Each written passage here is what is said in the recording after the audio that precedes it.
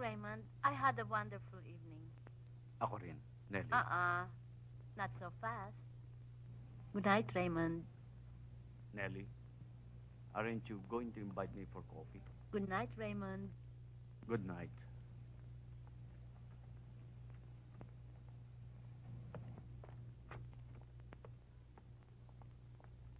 Bye.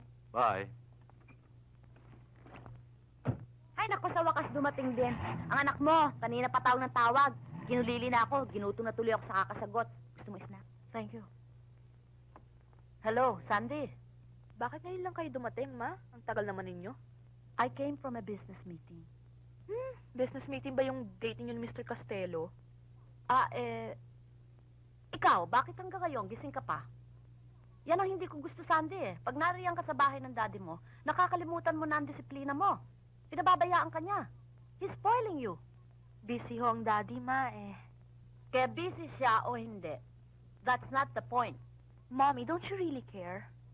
O sige, matulog ka na. And don't forget to drink your glass of milk before going to bed, okay?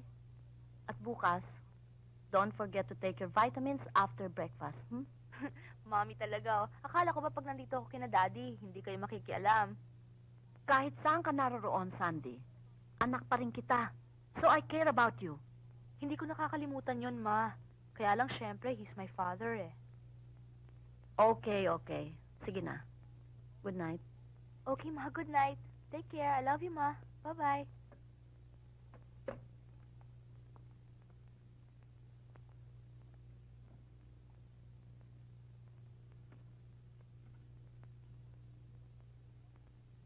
Pambihirang snack yan. Ano ba yan? Snack o hapunan? Snack!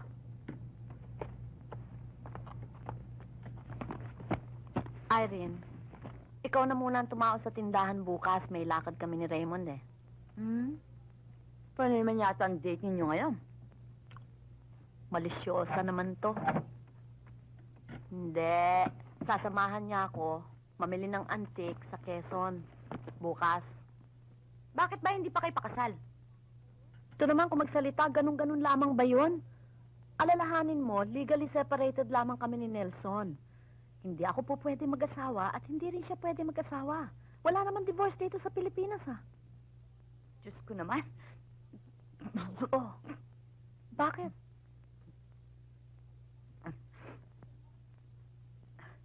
Nabilaukan ako.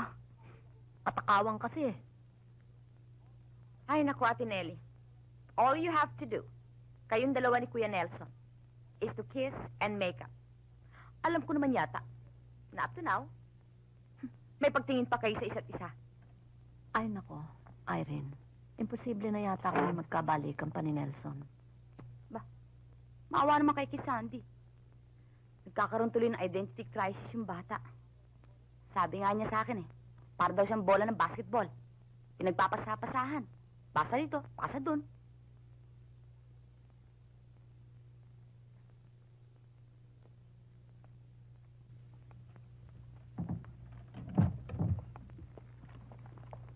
Oh.